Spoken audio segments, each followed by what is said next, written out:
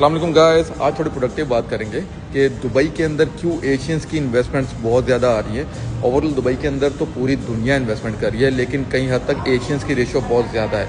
और इसका एक रीज़न है क्योंकि जो लोग पहले दुबई में छोटी छोटी इन्वेस्टमेंट्स कर चुके हैं, उन्होंने इस चीज़ का बेनिफिट बहुत ज़्यादा उठाया है और उनको पता है कि दुबई में इन्वेस्टमेंट के बेनिफिट्स क्या हैं। नंबर वन कि जब भी आप दुबई में इन्वेस्टमेंट कर रहे हो तो आप ग्लोबली इन्वेस्टमेंट कर रहे हो, आप ग्लोबल प्लेटफॉर्म के ऊपर आकर इन्वेस्टमेंट कर रहे हो। फिर इन्वेस्टर्स को उस बात का बहुत अच्छी तरह पता है कि एशिया वाली साइड पे हमारा प्रॉब्लम ये है कि हमारी money devalue day by day हो रही है, इन्फ्लेशन रेशो बहुत ज़्यादा है। दुबई में आपका इस तरह नहीं है, दुबई की आपकी जो करेंसी है वो स्टेबल है, डॉलर के साथ स्टेबल है।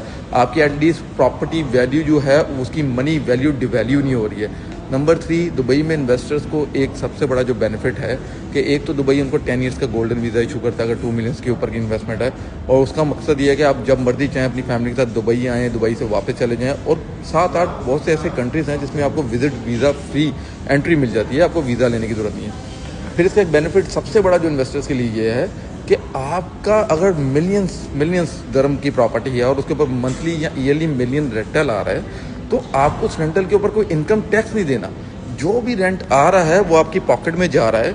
अगर आप फर्ज करें 1 मिलियन का भी रेंटल अपनी प्रॉपर्टी के थ्रू जनरेट कर रहे हैं तो सारे का सारा आपकी पॉकेट में है।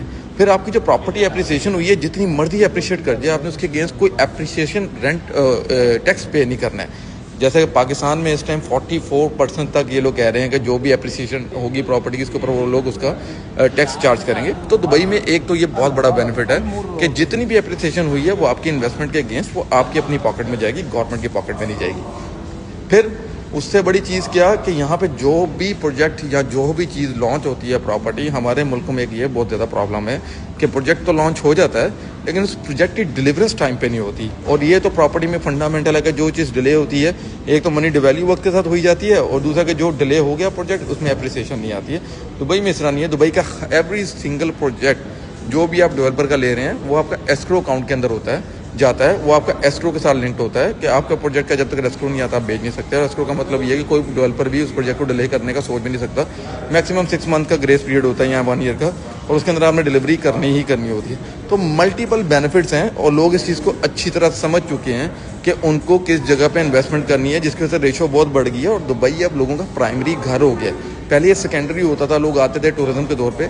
अब आप यहाँ पे देखें तो यहाँ पे फैमिलीज बहुत ज़्यादा माइग्रेट कर गई हुई हैं। अगर आप दुबई में इस टाइम 2025 में आए तो आपको माँ बाप दादी दादा बच्चे पूरी फैमिलियाँ रहते हुए नज़र आ रही हैं, जिसकी वजह से दुबई के अंदर टाउन हाउस और विलास की बहुत ज़्यादा रिक्वायरमेंट होगी। तो ये बड़ा मेजर फैक्ट है कि दुबई अब लोगों का फर्स्ट घर बनता जा रहा है।